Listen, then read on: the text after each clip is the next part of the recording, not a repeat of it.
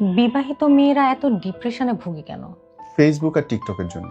কারণ ফেসবুক আর টিকটকে সবাই শুধু শো অফ করে, সারাটা দিন শো অফ করে যে আমি আমার জামাই নিয়ে করলাম, আমার জামাই আমার জন্য এই করলো। দেখবা সারা রাত জামাই তারে পিটাইছে, সকালবেলা উঠে একটা সোনার গয়না দিছে, ওই সোনার গয়না পোস্ট করে বলবে মাই হবি, মাই জান। 10 দিন ব্যাপী তার প্রচারণা চলতে থাকবে, মার্কেটিং চলতে থাকবে। এবং ফিল্টার দেওয়া ছবি দেখে, বিভিন্ন অ্যাপস দিয়ে স্লিম কইরা পরিসাইজা ছবি আপ করবা।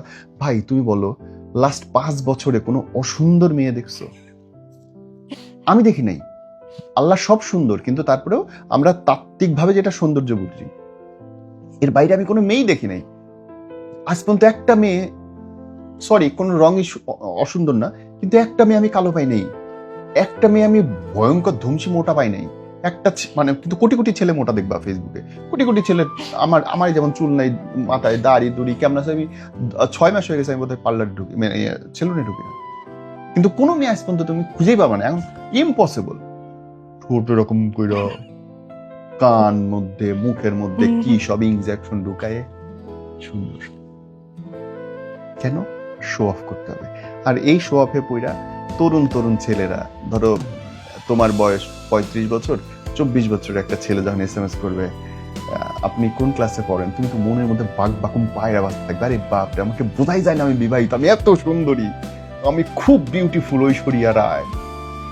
তখন আর তোমার জামাই ভালো লাগবে, কারণ জামাই ফিল্টার দেয়, জামাইয়ের মাথায় চুল নাই, তার গা ঘামা।